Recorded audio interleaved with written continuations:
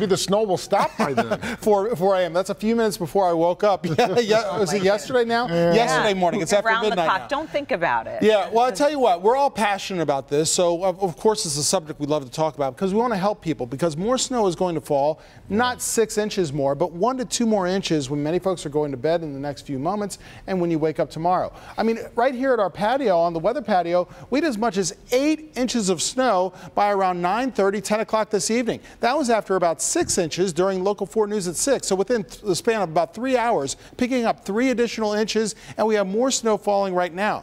Remember the area, the gap that I showed you just a few moments ago at the top of the show? Well, it's widened a little bit over here in Ann Arbor. Ann Arbor, you're finally getting a bit of a break, but more snow off to the west. We have this heavy band of snow stretching from Port Huron, Sand Lake County into parts of northern Macomb, eastern Oakland County at this hour, including Rochester, Rochester Hills, and around Auburn Hills. More moisture still set through to go through portions of southwest Michigan and set to move right over us here in Detroit and southeast Michigan.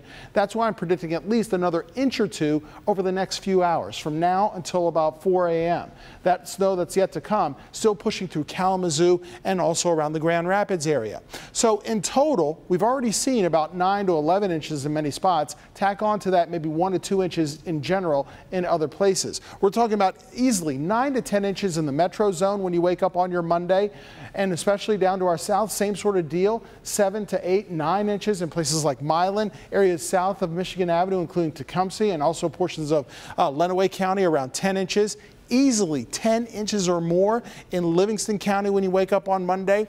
In Brighton, Milford around 10.2 inches, 10.5 to nearly 11 inches also in our north zone in northern Oakland County, especially 10 inches or more in Rochester Hills. They've already got just over 9 inches. Visibility, little improvement since 6 p.m. earlier this evening. 1 mile visibility at the airport. It was closer to 0 all afternoon and all evening long. 31 degrees currently. That's up a couple of degrees since 6 p.m. And I think it hovers right around the freezing mark as we go over the next few hours. But guess what? A temperature of 31 overnight or 32, that helps because the salt will do its job a lot better than if it were a lot colder.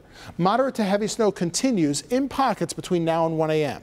It becomes lighter and more scattered between 1 and 3 o'clock in the morning on Monday. Between 3 and 4, that's when it really does come to an end. Just when our news program starts back up at around 4 a.m. and then through dawn, we're looking at calmer conditions. The snow will stop falling and we'll see partly to mostly cloudy skies, and temperatures right about where they are now. Anywhere from 30 to 32 degrees. You factor in the wind, it will feel like it's in the 20s, so you still want to bundle up, of course. And visibility down where it is snowing. City Airport, only 2 mile visibility, less than 2 miles for our friends over in Grosse Ile. Generally 3 miles or less, which is on the edge of being manageable. But look how quickly the snow moves away.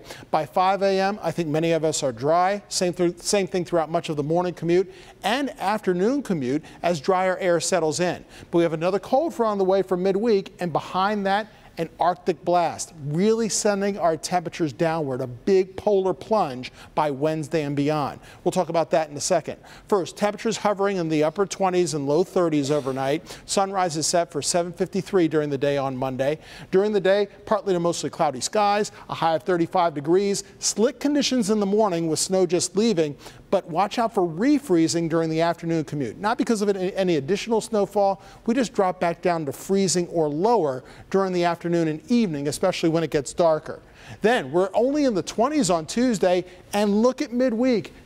No fooling, folks. This is not January, it's not February, but it's going to feel like it. We've got some polar air that plunges in. Teens to around 20 on Wednesday, single digits with below 0 wind chills by the end of the week on Thursday and Friday.